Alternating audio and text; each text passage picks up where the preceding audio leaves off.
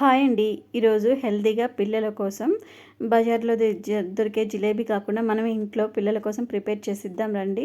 అది ఎలా చేయాలో చూద్దాం రండి. ముందుగా ఒక కప్పు గోధుమ పిండి, అందులో 2 స్పూన్స్ నెయ్యి అండి, ఇంకా 1½ స్పూను బేకింగ్ పౌడర్ ఇవి వేసి పిండిని బాగా కలుపుకోవాలన్నమాట. బేకింగ్ పౌడర్ ఎక్కువ తీసుకోవద్దండి, ఎక్కువ బబుల్స్ ఫామ్ అయ్యి జిలేబీ అనేది సరిగ్గా రాదు. ఓన్లీ ఒక స్పూన్ మాత్రమే తీసుకోవాలి. ఇలా బాగా కలుపుకోవాలండి. కలుపుకొని కొంచెం కొంచెం వాటర్ వేసుకుంటూ పిండి ఉండలు కట్టకుండా చాలా బిస్కర్తో, చేతితో వీలు కాకపోతే బిస్కర్తో కలుపుకోవచ్చండి. కొద్ది కొద్దిగా నీళ్ళు పోసుకుంటూ పిండిని మంచిగా కలుపుకోవాలి, జారుడుగా.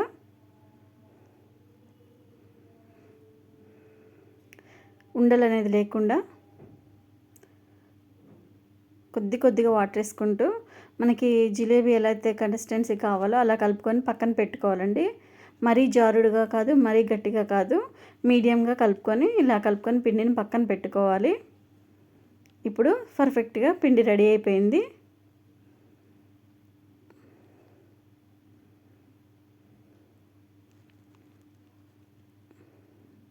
దీన్ని తీసి పక్కన పెట్టేసుకొని ఇప్పుడు స్టవ్ పైన ఇంకో బౌల్ పెట్టుకొని మనం తీసుకున్న కప్పు షుగర్ ఉంది కదండి, దానికి ఒక అరకప్పు వాటర్ యాడ్ చేసుకోవాలి. సరిపోతుంది మనకి పాకానికి. ఇప్పుడు నేను తీసుకున్న ఇలాచి 4 ఉన్నాయి కదండి, అవి కూడా యాడ్ చేసుకుంటున్నాను స్మెల్ కోసం. పాకం మనకి లైట్ తీగ పాకం అయితే సరిపోతుందండి.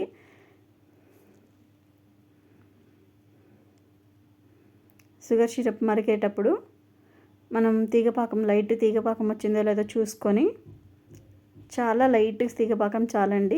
ఇప్పుడు ఒక నిమ్మ చెక్క తీసుకొని కొన్ని డ్రాప్స్ దానిలో పిండుకుంటే ఏంటంటే మనకి షుగర్ సిరప్ అనేది గట్టి పడకుండా ఉంటుంది. ఇప్పుడు స్టవ్ పైన ఇంకో ప్యాన్ పెట్టుకొని మన జిలేబీ పాలు కవర్తో కానీ లేకపోతే ఇంకా మనకి ఇష్టం అండి, ఎలా అయితే అలా మనకు జిలేబీలు వేసేసుకోవాలి ఆయిల్లో. నేను ఒక పాలిథిన్ కవర్తో వేసుకున్నాను అనమాట. చూసారుగా జిలేబీ అనేది రెడీ అయిపోతున్నాయి. ఇలా చక్కగా జిలేబీ ప్రిపేర్ చేసుకొని పిల్లలకి ఇష్టమైనవి కదండి, ఇంట్లోనే ఈజీగా చేసి పెట్టేయచ్చు. ఇప్పుడు మనం షుగర్ సిరప్లో డిప్ చేసుకొని ఒక సర్వింగ్ ప్లేట్ తీసుకొని సర్వ్ చేసుకుందాం. చూసారు కదండి, ఎంతో చక్కగా టేస్టీగా ఉండే జిలేబీ రెడీ అయిపోయాయండి.